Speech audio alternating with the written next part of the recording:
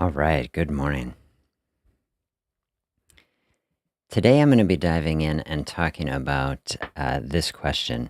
Is obesity really a disease? And I think it's a very interesting thing to think about in this cultural moment that we're in.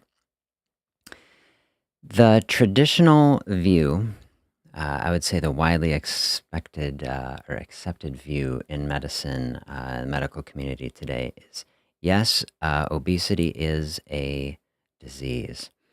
And I'll tell you, this is the view that I have held for a long time, and I've been thinking a lot about it. It might be a view that I still hold, but I've been thinking about it. I think that it's really important to think deeply, about things, kind of push on things, and so I'm going to do that a little bit today. Pat is with us. Hello, good morning. The way I'm going to work through this, I have two thoughtful articles that I'm going to be going through and working on. And I hope that the thought process of working through it can help to outline kind of each side of this position. There's definitely an argument to be made that obesity is a disease. And I think there is a really good argument to be made that actually it's not. And that by thinking of it that way, that it isn't really helping us get into, a healthier, positive mindset. And so I don't know if my goal is really to convince you one way or the other. I think maybe my thinking on it has changed, and so I'm gonna be kind of thinking of it in this space too, as we go through it again and try to really think about how I feel about it. So what I would encourage you to do as I'm going through this presentation, think about your own thoughts on it. How do you feel about it? If you're in a space of trying to move away from it, say obesity or a weight problem is something, I want to get out of my life. Which of these ways of thinking about it, or maybe aspects of both, can help you move in that direction? I know I've seen myself as a physician. I say, my goal, like this is a disease, and my goal is to help, rid people of it. So whether you see it as a disease or not, certainly our goal either way is to help people move past it in an effective and thoughtful way. So let's dive in and do it. So two arguments, obviously, yes and no, and that's maybe just the first point, is that this is something that is kind of taken for granted, at least in the medical community, in the physician community anyway. Maybe not nutritionists or trainers or something like that, but the medical community really kind of firmly in this position. So we're going to kind of unpack how that came to be. I'll go through this, throw questions and thoughts in the chat along the way. I'll probably just get rolling on the talk and kind of getting through these papers, and then hopefully we can have a nice discussion about it. So grab a coffee or tea and settle in.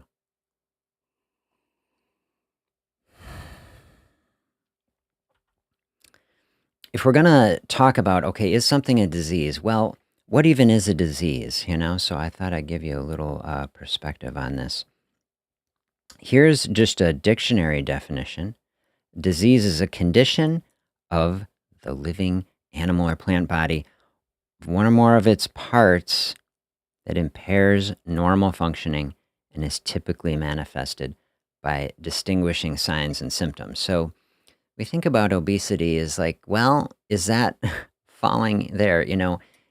Is there impairment of normal functioning? Is the condition itself, is the weight itself, is that a distinguishing sign and symptom? Is maybe the type of thing to think about. Technically, here is a definition from a medical dictionary. Disease is a condition marked by subjective complaints, a specific history, clinical signs and symptoms, laboratory or radiographic findings. And I thought this was just interesting commentary. So disease and illness differ in that Disease is usually objective and tangible, measurable, whereas illness is subjective and personal. Thus, a person may have a serious but symptom-free disease like hypertension or high blood pressure. So that's interesting. Is that what is happening with obesity? Is it a serious condition but symptom-free like blood pressure, but without illness? Conversely, a person may be extremely ill, such as having PTSD, but not have any obvious evidence of a disease. So you can kind of see, flavors in each of these definitions where you'd say, well, people have a classic history oftentimes with weight gain leading to obesity, and it has specific measurable aspects. So you say, well, maybe that fits into a disease framework. So to kind of unpack the sides of this a little bit, let's dive into two articles. So the first one, New York Times, American Medical Association recognizes obesity as a disease. So you might be very interested to learn that obesity was only recognized as a disease in 2013. And so here we are, and we're just like 12 years in to this. And so to me, that's a very fascinating observation. It's not really that long that we have had this perspective, and actually for quite a great period of time, people didn't see it that way. And so you say, well, is that good or bad? It is what it is either way. So they say here, and this is written right at the time in 2013, AMA has officially recognized obesity as a disease, a move that could induce physicians to pay more attention to the condition and spur more insurers to pay for treatments. And so I think, my perspective on most things in medicine these days is, follow the money. I mean, it's just the money in the insurance and pharmaceuticals, right, is kind of dominated healthcare. And I think this is like a big impetus as we go through is that this was a financial decision, basically. In making the decision, delegates at the association's annual meeting in Chicago overrode a recommendation against doing so by a committee that had studied the matter. So that's funny to me. Recognizing obesity as a disease will help change the way the medical community tackles this complex issue, says Dr. Harris, a member of the board. She suggested the new definition would help fight against type 2 diabetes and heart disease. So, well, I would say that it probably has. We can say over 12 years, perhaps it has. But has it worked? Has it helped? Still, some doctors and obesity advocates say having the nation's largest group make this declaration is going to focus more attention, and it's going to help reimbursement for obesity drugs, surgery, and counseling. Well, certainly obesity drugs and surgery. So I would say that it has done that.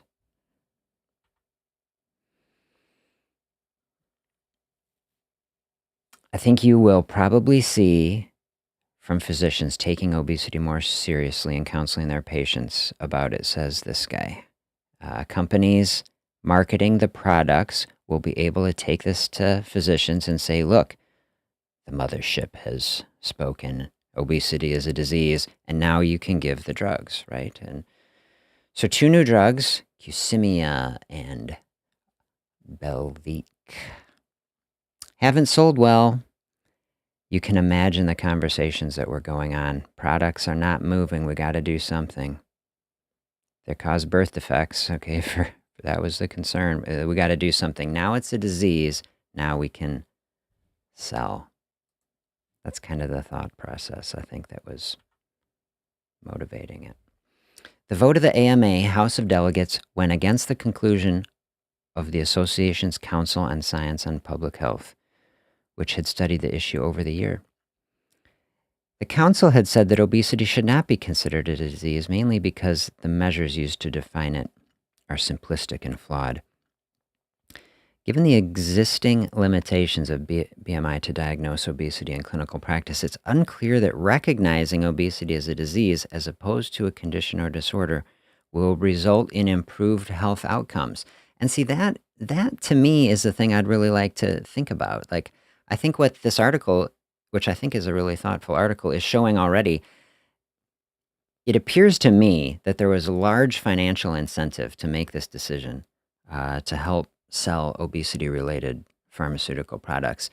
But it was not, in my view, something thoughtful like this, like really focusing on patient care and health outcomes and what is actually helpful to people. But maybe that is too cynical a take. That's what I've been reflecting in my mind. I was like, is it too cynical a take, or is it just the truth? Because there's pros and cons, and as I get through both of these articles, then we'll kind of list out pros and cons and do some more thinking of it.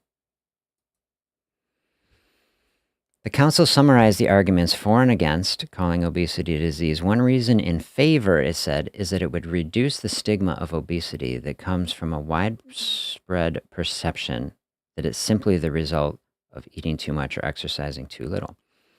Some doctors say that people do not have full control over their weight. Okay, so this paragraph I thought was interesting to unpack. So I do appreciate this idea of like, does it reduce stigma? And, for a long time I thought, well, it did. And let me know in the comments, do you think it does? Like, do you feel like, oh, if this is recognized as an official, medical condition, does that help reduce stigma? Does it normalize it? And is that good or bad? The more I thought about it or have thought about it though, I just don't know if I agree with it anymore. Does labeling someone as diseased, does that reduce stigma or does it create more of it? Like, I don't know. So I've kind of lost my confidence that it really does reduce stigma. I'm not sure about that. But maybe I could be convinced again. I don't know. If a lot of people were like, oh no, it has helped me so much, but I've never heard anyone tell me, in my entire career in medicine, like, oh, thank God this decision was issued and now I don't feel so stigmatized. Never heard that. The framing of this too, I was thinking a little bit about, like, some doctors say people don't have full control over their weight. That's a very loaded and difficult sentence. I think that, you can imagine, think of this scenario, like someone has to take prednisone to treat, asthma or some autoimmune disease, and it's going to make everybody who takes it, you're going to gain weight. And you say, so there's reasons why people gain weight that are different. But to me, a lot of these are the exception that proves the rule. And actually, I think the often difficult or potentially difficult reality is that most people really do have, at least technically, do have control over their weight. And, from a medical perspective, people may not know that they do, or they may not know how to do it, or it may be very difficult, but people do have control of it. There is at least technically a possible way for people to do it. And yeah, from a medical perspective, to keep people from knowing that, I think is wrong. I really don't like it. I don't think it's good medicine to create a scenario, with language like that, to tell people like, you can't really control this, To me, that's the opposite of what the medical system should really be doing. Like, I think a thoughtful medical system should be educating and empowering people and developing processes and systems to help as many people as possible actually control their weight in a healthy way. So that's a tricky paragraph. Supporters of the disease classification also say it fits some medical criteria of a disease, such as impairing body function. So this is why I gave those definitions at the beginning. I mean, I see that argument, right? You can definitely make that case, I think, and that's the way I'd say it does fit some criteria. You can measure it. Does it impair body function? Is it impairing, fitness, metabolism, things like that? But then the other side of it, just to push back on the other side, it is itself a body function. And this is what is tricky. Like the human body has a function where it stores excess energy as body fat to provide a resource for us. So it's like, is it impairing function or is it just functioning? And that's, something really, I think, interesting to think about. Those arguing against say there's no specific symptoms and that it's more of a risk factor for other conditions than a disease in its own right. Yeah, this is why I think this article is so thoughtful, because it's really laying it out, like the two sides, because it's not clear. It's a kind of a gray area. They say that medicalizing obesity by declaring it a disease would define a third of Americans as basically being diseased, right? It just seems like a nasty thing to do. And it would lead to more reliance on costly drugs and surgery rather than lifestyle changes. Well, here we are 12 years later, and isn't that what has happened? Like, I think that's prescient. Also, some people might be overtreated because the BMI is inaccurate. I mean, I think that's true. So,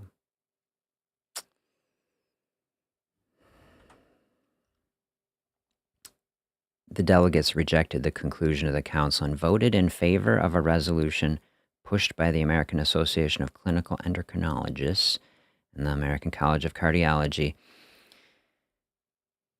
Don't you just wonder, I mean, we could probably look it up, like how much money were all the people on these boards getting paid, and what are the conflicts of interest to do that? Because that's how most of these things work. The resolution argued obesity is a multimetabolic and hormonal disease state that leads to unfavorable outcomes like diabetes. Yeah, I mean, it definitely is a risk factor. I mean, I would agree for that. The suggestion that obesity is not a disease, but rather a consequence of chosen lifestyle exemplified by overeating and inactivity is equivalent to suggesting that lung cancer is not a disease because it was brought about by the individual's choice to smoke. Okay? So that last paragraph, I thought, was probably the most interesting and thought-provoking part of the whole thing. I mean, you can certainly see the analogy they're going for. I mean, just because someone smoked and they knew, pretty much everybody that smokes knows, well, this could cause a serious disease, and lung cancer is a serious disease. And nobody's going to go around and say, well, you chose it, therefore it's not a disease. You say, well, someone made poor food choices and was inactive and it led to weight gain. You say they have obesity. Like, well, obesity, that doesn't have anything to do with whether it's a disease or not. That's kind of what this is saying. And then we say that this isn't good for the body, so it's a disease. Initially, I have to say I found this pretty convincing. I was like, yeah, I see that. But then I came around to see the other side of it, which is that, okay, nobody going to argue that lung cancer is a deadly disease. But obesity is not a cancer, right? Obesity is not cancer. And obesity, having excess body fat, is actually a function of the body. And the more that I have sat with this issue, it's increasingly hard for me to accept that we can label a normal functioning of the body as a disease. And I feel less and less good about it. And so the more I think about it, like, okay, this is not a good analogy because obesity is not analogous to lung cancer in this, from my perspective, in this article. Okay, so that was 12 years ago from the American Medical Association. And then now let's flash forward to now, just a year and something ago, from the Obesity Medicine Association. Very thoughtful organization. I know people in this group, very thoughtful people. And they have their position statement, why obesity is a disease. And so I thought, like, let's go through kind of the official and more current perspective to see that and kind of poke around on that. So they start out like we just read through, right? AMA designated obesity disease in 2013, and as a result, the idea that obesity is caused by insufficient willpower, lack of discipline, and bad choices began to transform. Okay, so I spent a lot of time just thinking about this initial sentence because, like, and and at first I couldn't tell, like, what is it about this that I don't like so much? And it's like obesity is very complex, and like we were just talking through in this last paper, right? Lots of different factors going on. I don't like this idea, okay, defining a normal process of the human body as a disease feels off to me is like one side of it. Like I'm showing you, I kind of am on both sides, right? But the situation that we have with obesity, right? It's not good either, right?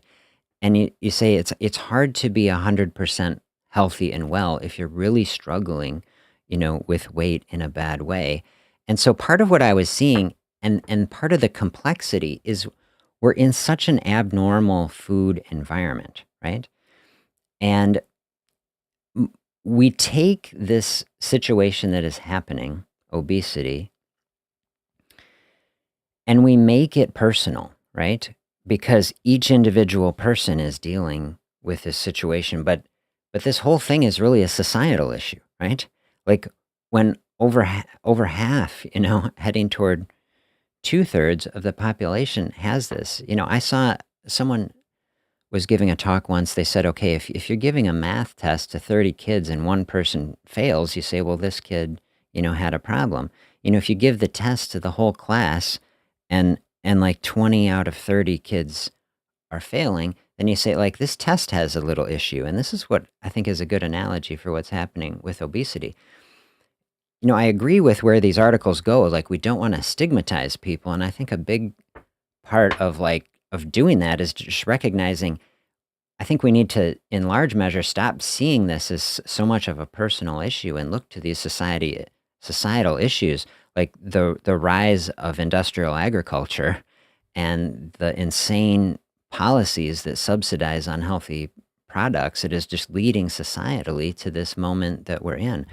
All the money, like the money and the subsidies, are creating the unhealthy food that is creating this problem, and then the money to deal with it is heading into pharmaceuticals to treat it instead of getting to the root cause. And so this first statement, right?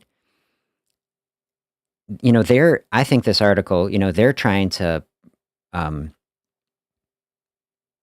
they've written an article that supports their view. They're not trying to argue that it's not a disease, and so it frames it that way. But the framing of this boils the other side of the argument down, and it makes it look like people who do not support the position that obesity is a disease are just insensitive and don't care that people struggle with, a lack of discipline. That the answer is that we just have to be disciplining people, which is not really sensitive or thoughtful language. So they say here the debate continues today. Yes, it really does. Um, this article is not meant to expand debate. It's just meant to say why they think obesity is a disease, which they do thoughtfully do. So we'll get through it. They say when the AMA made this decision, okay,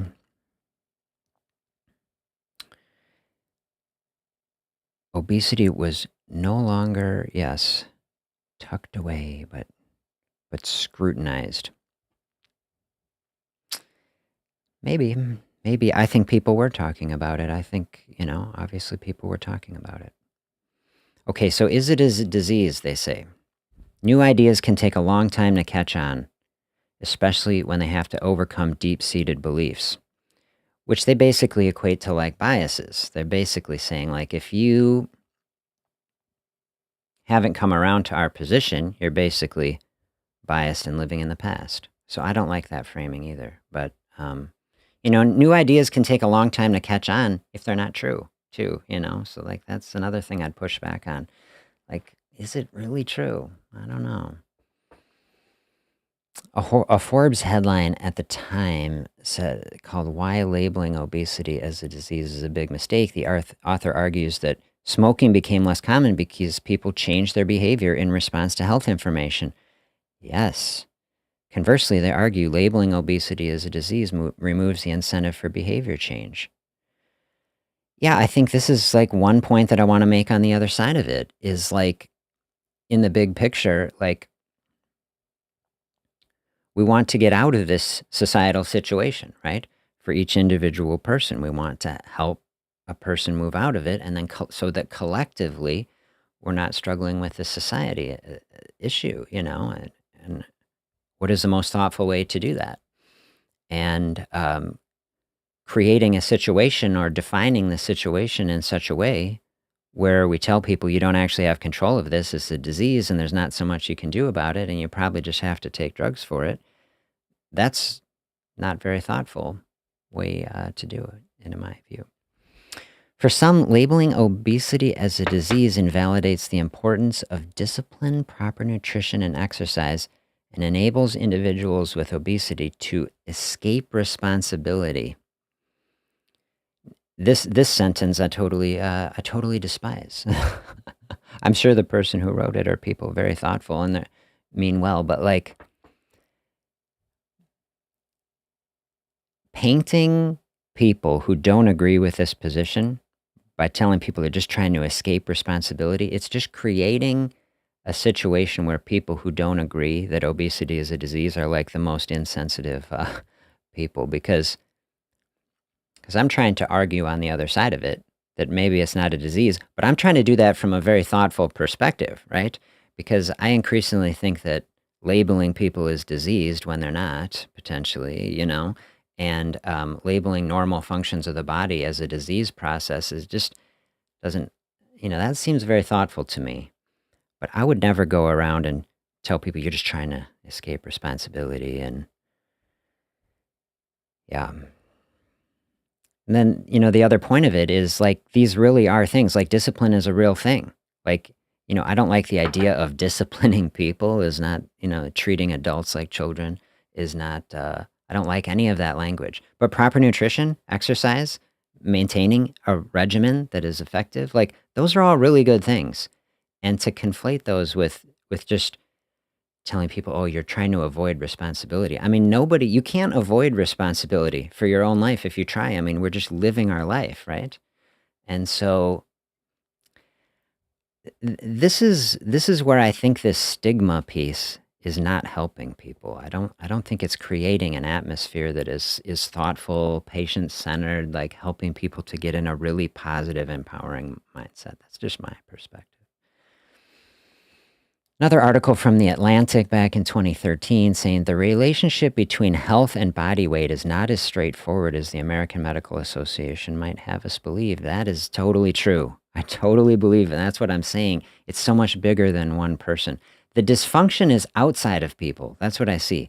Like dysfunction is out in poor food and an unhealthy society and so much of the stuff that we physically consume, emotionally consume, it's like bringing the dysfunction into our body.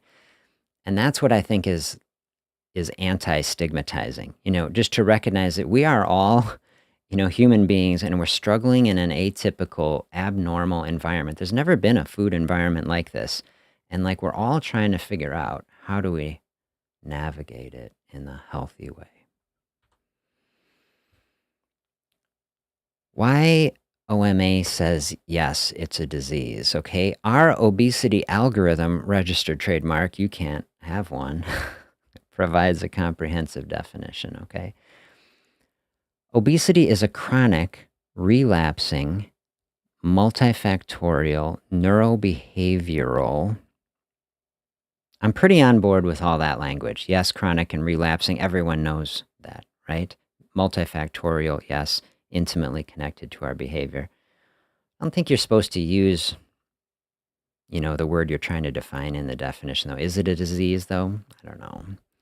Wherein an increase in body fat promotes adipose tissue dysfunction and abnormal fat mass physical forces, resulting in adverse metabolic, biomechanical, psychosocial health consequences. Okay, so the thing that I want to, okay, the thing I agree with, yes, there are these adverse effects, right?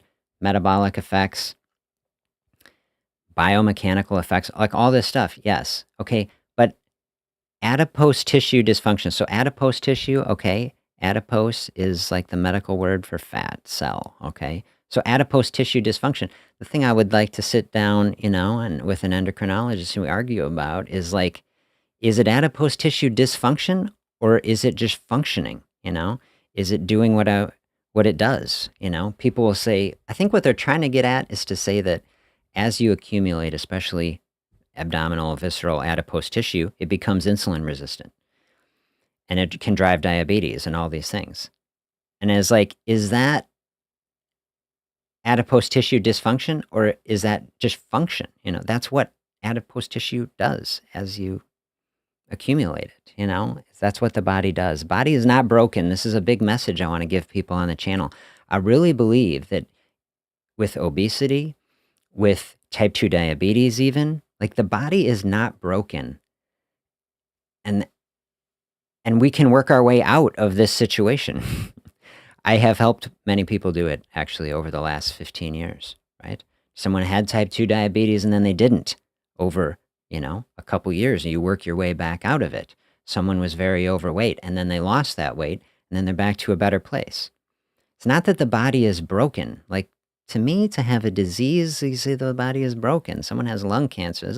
That is like a broken situation, okay? I want to help people see that obesity and even diabetes type 2 is not necessarily like that.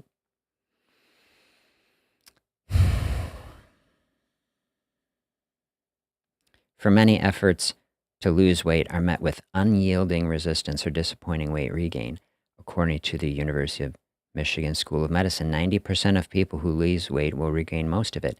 See, that's true, right? But that doesn't mean it's a disease. And just because in our current framework and understanding, 90% of people fail, like, that's why I'm doing what I'm doing, because I'm sick of that, right? I said we have to have something different than that. And what's different than that is actually just going to the very basic fundamentals of human physiology. And that's what I'm trying to show people here. Like, we have a consumption culture here. That's how we get out of the individual space, is to realize this whole culture. It's an obesity culture. It's a diabetes culture. The culture is the dysfunction. If we want to help everybody move in a healthier direction, we have to change the culture, I think. We have to have a culture that is an anti-consumption culture, right? To go in the other direction, we have to push back against that. And then what you'll see is, as a culture changes, like, oh, it's not actually normal to have these behaviors that led to these conditions, right? It's normal to have some fasting space where we can stop the food coming in and then teach people. Like, you can be comfortable in that space. You can grab a coffee, you can chill out, you can talk with your friends. You can do all these things. You can take a walk. You have a culture where it's normal. Like, you just think of the society. It's so complex, right? Like, previous societies didn't have cars and buses taking them all around. We made it, and you can't hardly get anywhere without it. People used to walk. All this thing is so healthy, but we created a whole culture that doesn't allow it to do that. And now you grow up in a culture where you weren't taught that this is what a human being can do. Now we label you as diseased. It's like, this is a whole messed up cycle, We need to unwind the cycle. Okay, wider implications of treating obesity as a disease. We're still with the article from the Obesity Medicine Association. Improved training of obesity at medical schools and residency programs by calling it a disease. Now, I don't know that's true. Like, are we really helping residents and medical students do better by calling it a disease? I don't know that that's real. Like, I don't see that. I've worked with medical students for the last 12 years. I don't see that. I mean, what we do now, like, at least from medicine, okay, as a doctor, right? Like, an entire generation of medical students now believe that obesity is a disease, and they believe the cure for it is a GLP-1 agonist, and that's basically the extent of what they know. And so we are very much stamping out a generation of doctors who are in this mold, who are not thinking outside of the box of like, how do we actually move things differently? So is that an improvement? I don't know. Reducing stigma. Okay, I've talked about that. Is it really though? I don't know if I believe this. Improved insurance benefit for obesity treatment. So absolutely, I think this is the whole point of it. Like by creating the diagnosis, now we can get Medicare reimbursement. Now we can get all these other things. And it has created a financial system which supports this way of thinking. And increased research funding, both for prevention and treatment strategies. Well, erase the prevention. I mean, I don't see that. I think no. But 100% of the money going into treatment strategies, no doubt. And that's what they say. The rise of new obesity medications, including the strong public interest in GLP-1s, helps to frame it more as a disease. So I think this is fascinating, even in their document, the official, obesity organizations, right? Because people think of it this way, it kind of helps to frame it that way. But it's not really saying that it is, you know what I mean? The general public tends to think of a disease as having a corresponding medicine to treat it. And as more patients come in asking about the meds, it can help to tell them it's a disease, and then we can tell them about lifestyle. So to me, this is like such a roundabout way of justifying this whole way of thinking. Like, because we are in this culture where we have disease and we have drugs, we're just going to call this a disease because now there's a drug. I'm not saying a GLP-1 shouldn't exist or you shouldn't use it or that it doesn't have efficacy or work. I've written hundreds of GLP-1 prescriptions, which I never would have done if I didn't think it couldn't potentially help someone.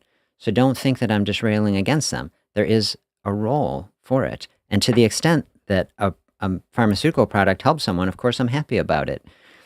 I really am. But I'm just trying to say in the big picture, okay, is this way of thinking, A, medically, scientifically accurate, and is it even helpful, right? That we take a normal function of the human body, we medicalize it in a financial structure so that we can have drugs that are widely available, and that people can then come in and say, I want a drug, and then we can tell them, well, you might want to do some lifestyle things too. Like, that is the most roundabout way of dealing with this process that I can almost imagine. And I think if we unwind this whole thing, is what I'm trying to do in this discussion, I think the way we're defining it and the way we're thinking about it is what has created this kind of, I don't know, overly complex situation. Okay, so let's kind of summarize the perspectives to come back around. So the case for yes, okay? The AMA and the OMA just say it is. So you could just be done. If you don't want to think any more about it, you can say the experts have spoken and 12 years have floated on and look how it is. You say it just is. And I think, not to be too cynical, but I think this is just basically the state of thought in the medical system about this issue. These people spoke, and they say it is, and then it just is. And then we just carry on. And then that's kind of like how I would summarize the entire medical system's thought on this right now. You let me know if that's too cynical. Maybe it's not. I'm saying, and by medical system, I especially mean doctors. I don't necessarily mean nutritionists or exercise physiologists or anything like that. Okay. Having the condition obesity increases the risks of other diseases, and that is not a good thing. And this might be the most convincing thing to me personally. I'm not making any case that obesity is good. My whole life that I'm trying to do is to help people move on from it. And so whether it is or it isn't, we're trying to get away from it, right? But I like that, and this is kind of how I've felt for a long time. Okay, diabetes is not good. Heart disease is not good. Fatty liver disease is not good.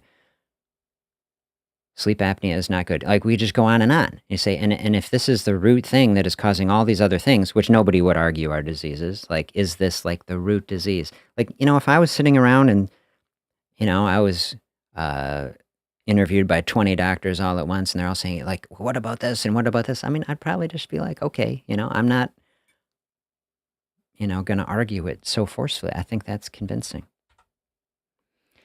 Does it impair normal functioning? Maybe it does, especially if it's severe range of motion and fitness, metabolism. There's definitely a real case there to say, yeah, this is causing, dysfunction and impairment in the body.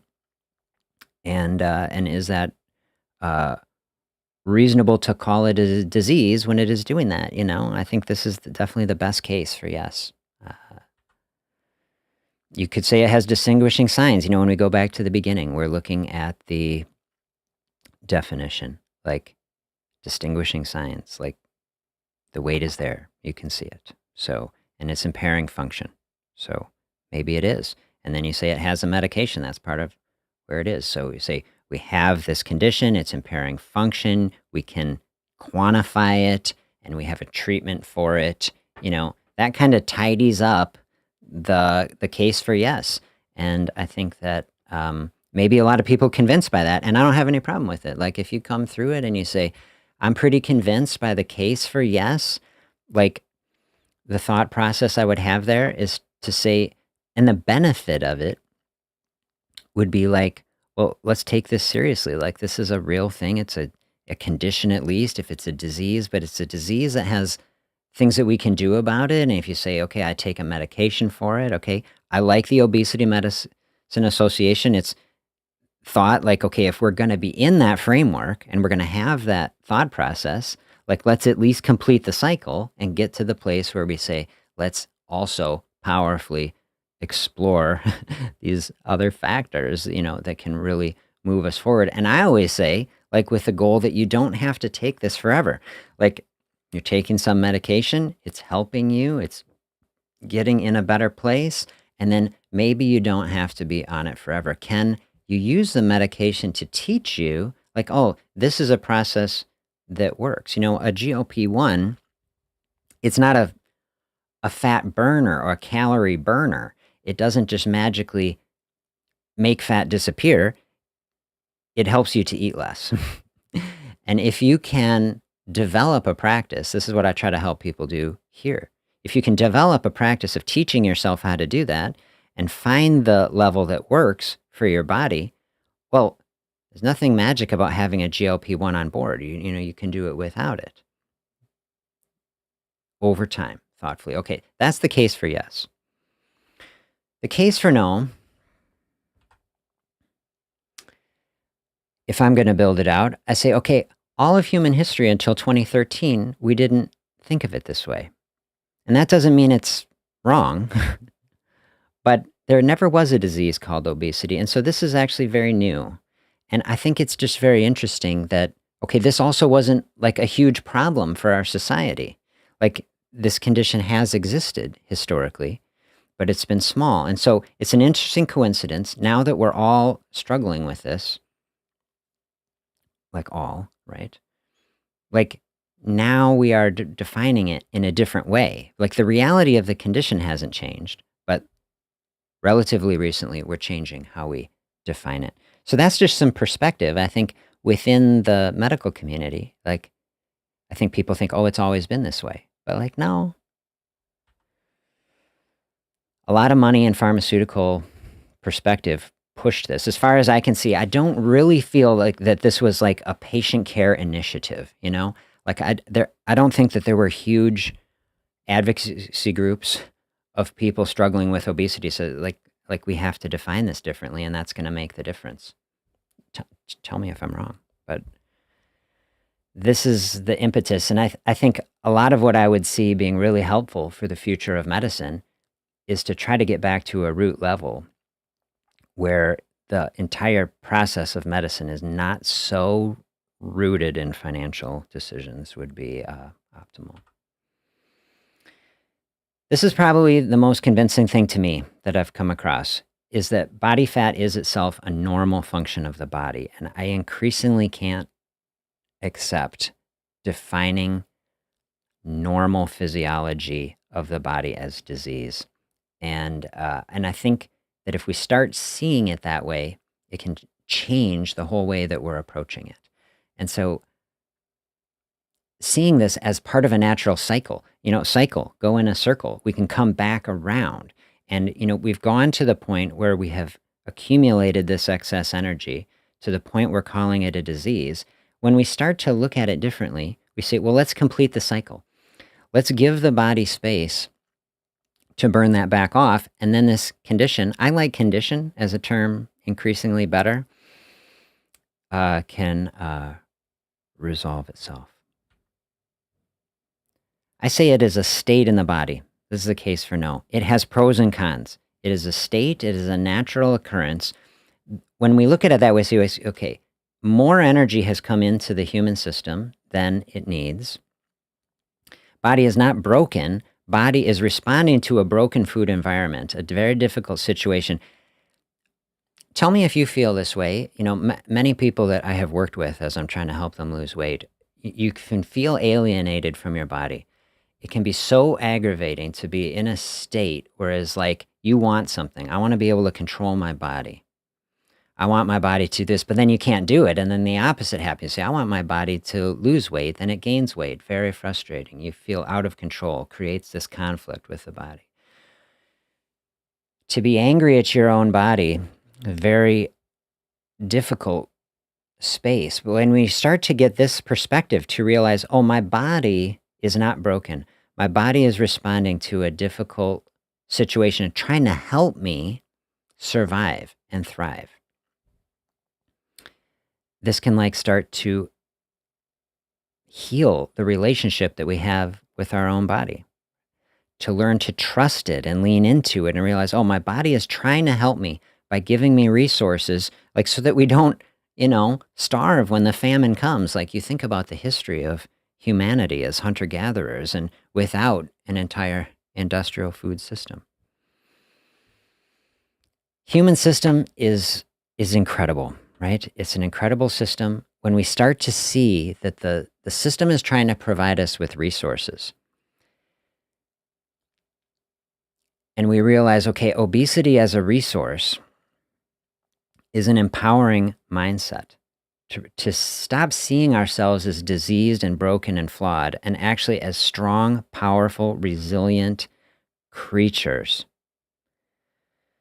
The human system, it is resourceful. It does not waste anything. It saves, it conserves, it survives. This is what the human body is designed to do. And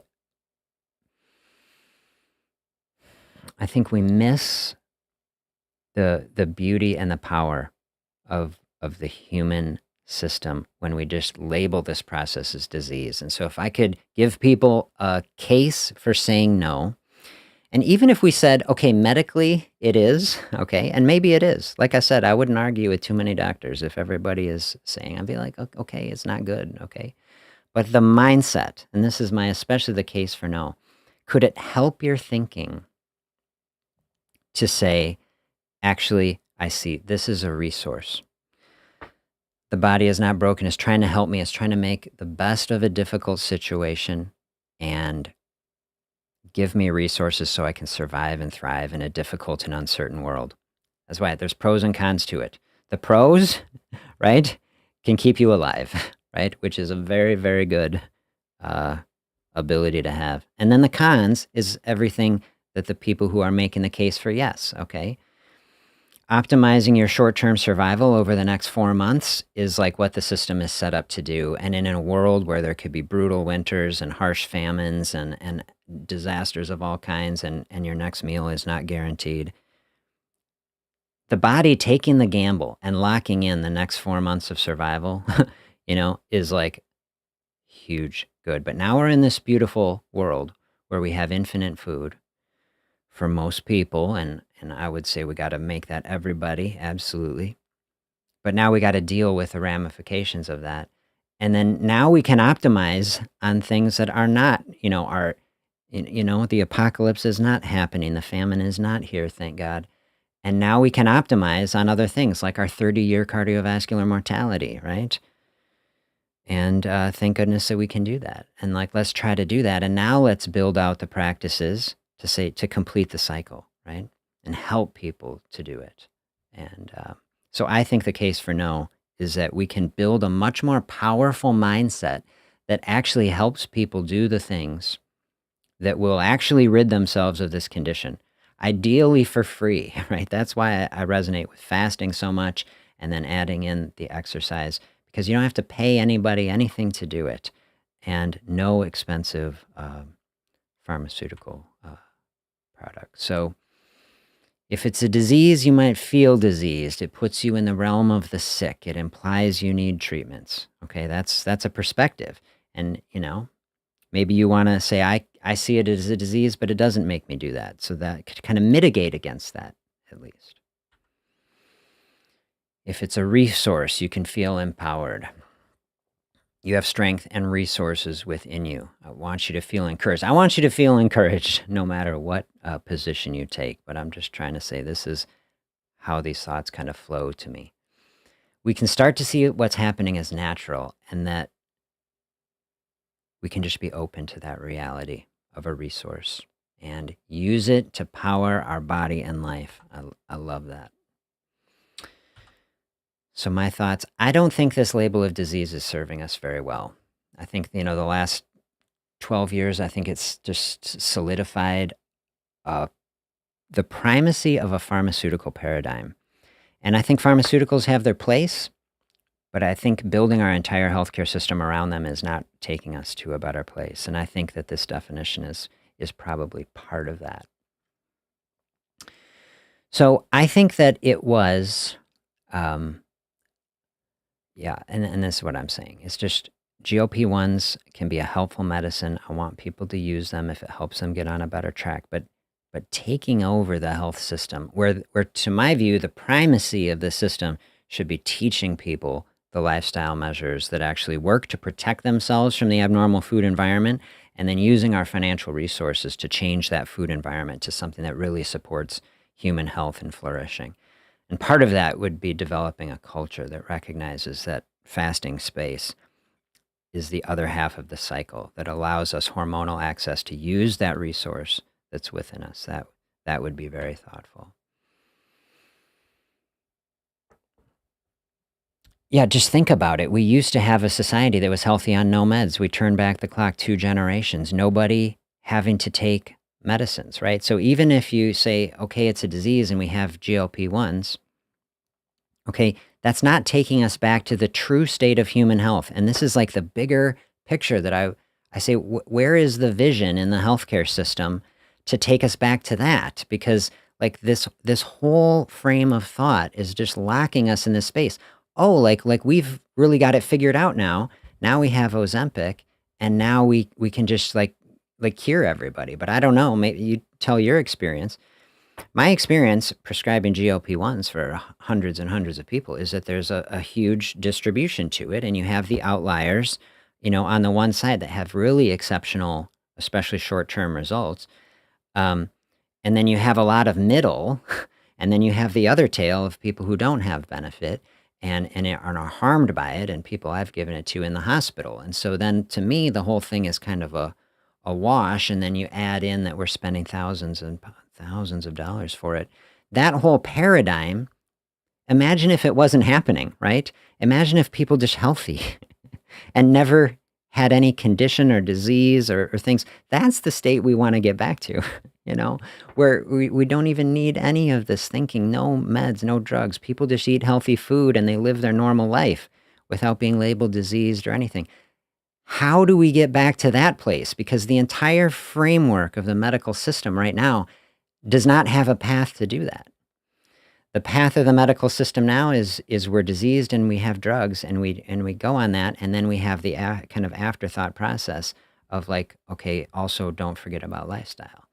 But I want to say, let's like radically change our thinking. Let's develop a totally different culture that makes all of this unnecessary. That would be my biggest thought or way to do it. And I think calling this a disease is just institutionalizing and solidifying this framework, which I would like to break out of.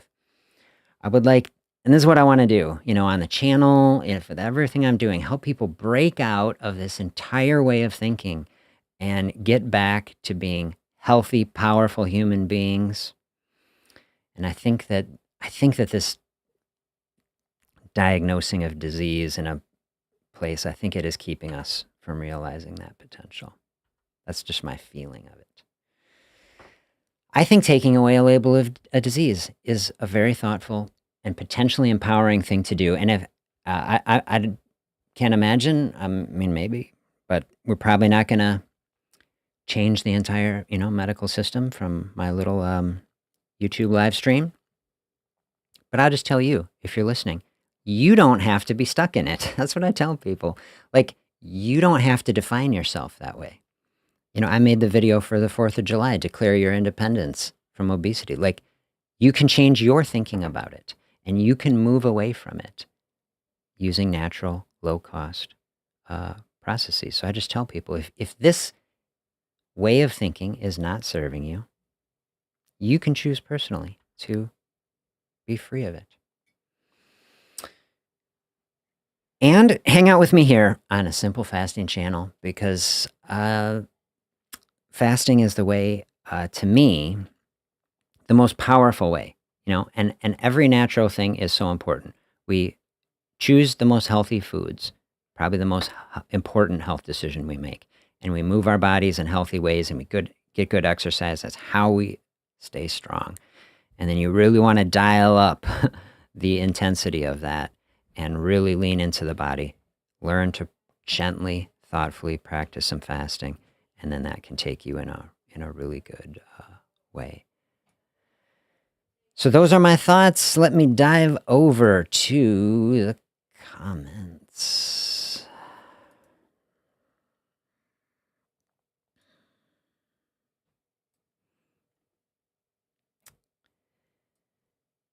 I enjoyed thinking about this week. I just spent a lot of my week just thinking about this issue. It felt good to dive into. Pat says, if there were no monetary incentive, it would quickly become a shift toward cultural change. Yeah, that's really interesting to think about. We need a cultural change. I just have to say, if we want to really take this in a different direction, and I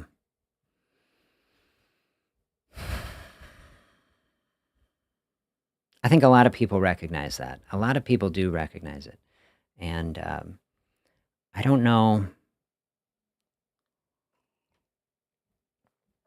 Yeah, quickly come. But a cultural change can come without the monetary incentive too. So if we don't get everything we want, if we don't get, every incentive just going, I saw back during the election, I saw a yard sign, get big money out of politics. And it's like, how exactly is that going to happen? Like, maybe it can happen, but acting in ways that where the money doesn't matter. That's like the deeper cultural work, where it's like where we just recognize, if everybody recognizes what the money is doing, right? The money is trying to profit off people being unwell, okay? And if we can just recognize that and see that, then you can become immune to it. And when enough people are immune to it, then the culture will just switch no matter what the money is doing. That would be my most optimistic thought or way to think about it.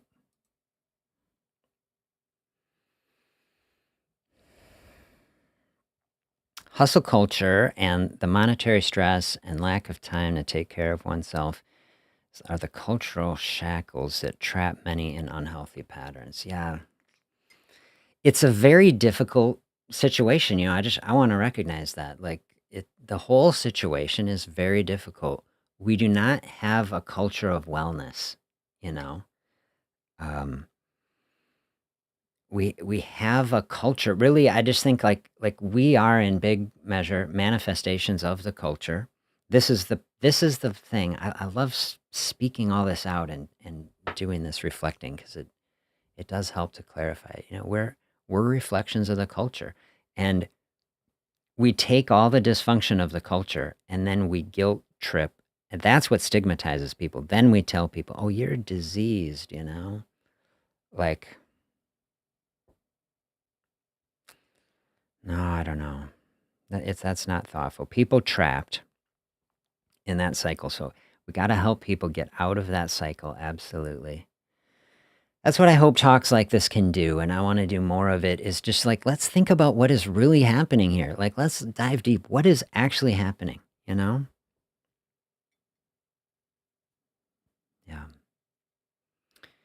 The reality as I see it is people are not actually trapped. Like, it's not impossible. Like, I get people are trapped. Okay. But it's not like there's no path out. Like, healing is possible. Improvement is possible. And,